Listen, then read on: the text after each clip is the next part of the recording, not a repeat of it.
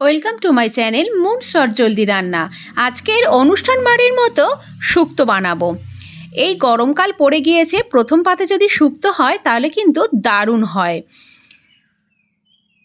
এই শুক্তো বানানোর জন্য আমি কয়েকটা সবজিকে কেটে নিয়েছি এবং সেই সবজিগুলোকে কেমনভাবে কাটতে হয় তা প্রথমে দেখে নিন। এখানে আমি নিয়ে নিয়েছি বরবটি, বেগুন, গাজর, পেঁপে, আলু, সজনে ডাঁটা, কাঁচকলা। এগুলোকে ঠিক এইরকম লম্বা লম্বা করে কেটে নিতে হবে। বরবটিটা কিন্তু আমার গাছেরই বরবটি। আর নিয়ে নিয়েছি রাঙা আলু, এরকম লম্বা লম্বা করে কেটে নিয়েছি। আর নেব উচ্ছে, ঠিক এইরকম লম্বা লম্বা করে কেটে নিতে হবে। এক একটা তরকারির জন্য এক এক ধরনের সবজির কাটিং হয়। এখানে শুক্তো রান্নার জন্য এইরকমভাবেই সবজি কাটলে তবেই ভালো হবে। এবার নিয়ে নিয়েছি বড়ি। এখানে আমি মসুর ডালের বড়ি নিয়ে নিয়েছি, এটা কিন্তু আমি বাড়িতেই বানিয়ে নিয়েছি। এবারে একটা পেস্ট বানাবো। নিয়ে নিলাম কয়েক টুকরো আদা, 1 চামচ সর্ষে, 1 চামচ পোস্ত নিয়ে মিক্সিতে এটা ভালোভাবে পেস্ট করে নেব সামান্য একটু জল দিয়ে। পেস্ট হয়ে গেছে আমার। এইবারে ভাজা মশলা তৈরি করার পালা। এই ভাজা মশলাটা কিন্তু একটা সিক্রেট মশলা শুক্তো বানাবার জন্য, একদম অনুষ্ঠান বাড়ির মতো হবে এই রকম বানালে। প্রথমে নিয়ে নিলাম আমি 1 চামচ রাঁধুনি আর 1 চামচ মৌরি। শুকনো কাঠখড়ায় সুন্দরভাবে এটা ভেজে নিতে হবে, যেন একদম পুড়ে না যায় আবার কাঁচাও না থাকে। ঠিক সেই রকমভাবে এটা সুন্দরভাবে শুকনো কাঠখড়ায় ভেজে নিয়েছি, নিয়ে পেস্ট বানিয়ে রেখে দিয়েছি। তারপরে কড়াইতে জল দিয়ে দিলাম, দিয়ে তার মধ্যে আলু আর পেঁপে এই দুটো এবং গাজর সামান্য একটু নুন দিয়ে সিদ্ধ হতে বসিয়ে দিলাম। 2-3 মিনিট বাদে খুলে তার মধ্যে দিয়ে দিলাম সজনে ডাঁটা। এগুলো সিদ্ধ হতে একটু টাইম লাগে, তাই একটু ফুটিয়ে নিলাম। জলটা কিন্তু ফেলবো না, ওই জলটা কিন্তু তরকারিতে পরে কাজে লাগবে। নামিয়ে নিয়ে ওর মধ্যে ঠান্ডা জল ঢেলে দিলাম। এবার আমি কড়াইতে তেল দিয়ে দিয়েছি, দিয়ে বড়িগুলোকে প্রথমে ভেজে নেব, তারপরে একে একে সমস্ত সবজিগুলোকে ভেজে নেব।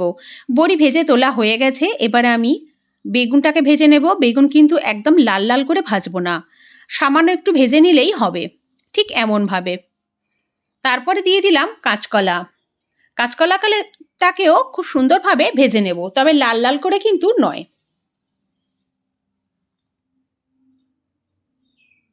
রাঙা আলু দিয়ে দিয়েছি। রাঙা আলু ভালো করে ভেজে নেব। একে একে সমস্ত সবজি ভেজে নিচ্ছি। এর সাথে দিয়ে দিলাম বরবটি। বরবটিটা কয়েকটাই দিয়েছি। তারপরে দিয়ে দেব উচ্ছে। উচ্ছেটাকে কিন্তু লাল লাল করে সুন্দর করে ভাজতে হবে।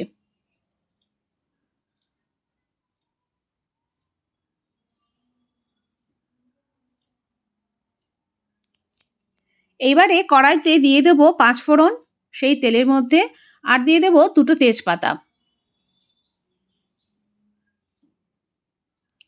এবার যে পেস্টটা বানিয়েছিলাম সেই পেস্টটা এখানে দিয়ে দেব।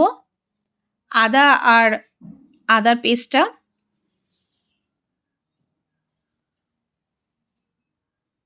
ভালো করে কষে নেব এই মশলাটা, যেন এর কাঁচা গন্ধ চলে যায়। তারপরে যে সবজিগুলো সেদ্ধ করে রেখে দিয়েছিলাম সেই সবজিগুলোকে এখানে দিয়ে দেব। এখানে এই সবজিগুলো 80% সেদ্ধ করা রয়েছে। ভালো করে নাড়াচাড়া করে নেব, কষে নেব। তারপরে ভাজা যে সবজিগুলো রয়েছে সেগুলো একে একে এর ওপরে দিয়ে দেব, দিয়ে সুন্দরভাবে কষে নেব।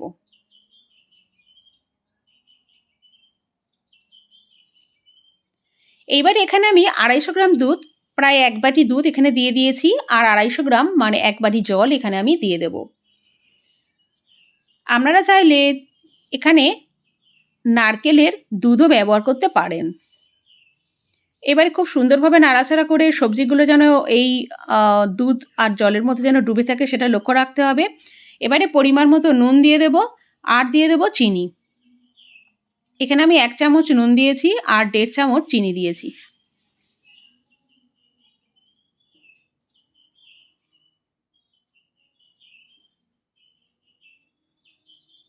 বড়িগুলো ভাজা ছিল সেটাও এর মধ্যে দিয়ে দিলাম। দিয়ে একটু ঢাকা চাপা দিয়ে রেখে দিতে হবে। দিয়ে ভালোভাবে সিদ্ধ হয়ে গেলে ওপর থেকে যে ভাজা মশলা করে রেখে দিয়েছিলাম এটাই হলো অনুষ্ঠান বাড়ির মতো শুক্তো রান্নার সিক্রেট মশলা। ওপর থেকে ছড়িয়ে দিতে হবে আর 1 চামচ ঘি দিয়ে দিতে হবে। দিয়ে একটু সামান্য নাড়াচাড়া করে নিলেই রেডি হয়ে যাবে আমাদের অনুষ্ঠান বাড়ির মতো শুক্তো। খুব বেশি শুকনো করা যাবে না, ঠিক এই রকম থাকবে, বসে যাবে পরে। বাড়িতে গরম গরম এইরকম ভাতের সাথে এইরকম শুক্তো হলে আর কিছুই চাই না গরমকালে। এই রেসিপিটা ভালো লাগলে অবশ্যই কিন্তু বাড়িতে বানাবেন। আর বানিয়ে খেয়ে কিন্তু অবশ্যই কমেন্টে জানাবেন কেমন হলো। আর ভালো লাগলে অবশ্যই চ্যানেলটা সাবস্ক্রাইব করার অনুরোধ রইল। আর একটা ছোট্ট লাইক দিয়ে যাবেন। বন্ধুদের সাথে অবশ্যই কিন্তু শেয়ারও করবেন। Thank you.